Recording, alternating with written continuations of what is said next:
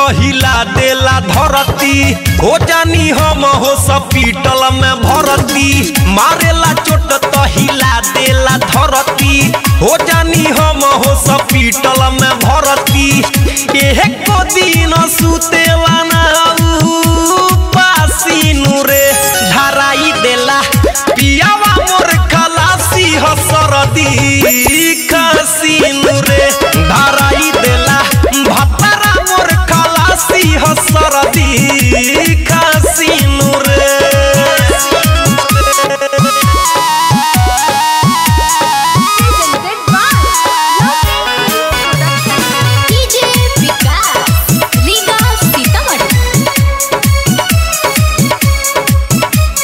चोली में मुहवा डाल के मुआना चीखत रहेला सरदी से हरदम लहंगा हमारो चीखत रहेला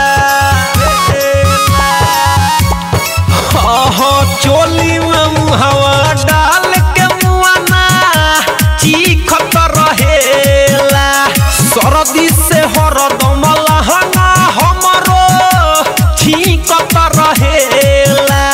मन पर मनवा हमरी लगा के फांसीनु रे धराई देला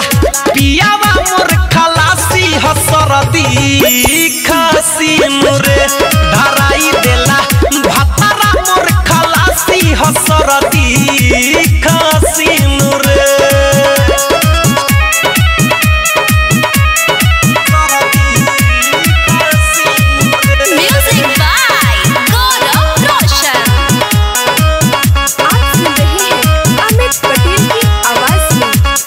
परी बीमार बाकी लेके खियावे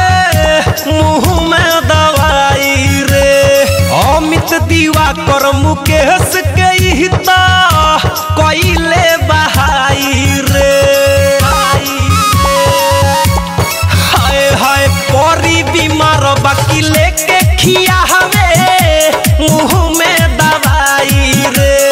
अमित दीवा कर मुकेश के हिता कइले बहाई रे देवेला हरदम बोली तो हमके झांसीनु रे धराई देला पियावा मोर खलासी हसरदी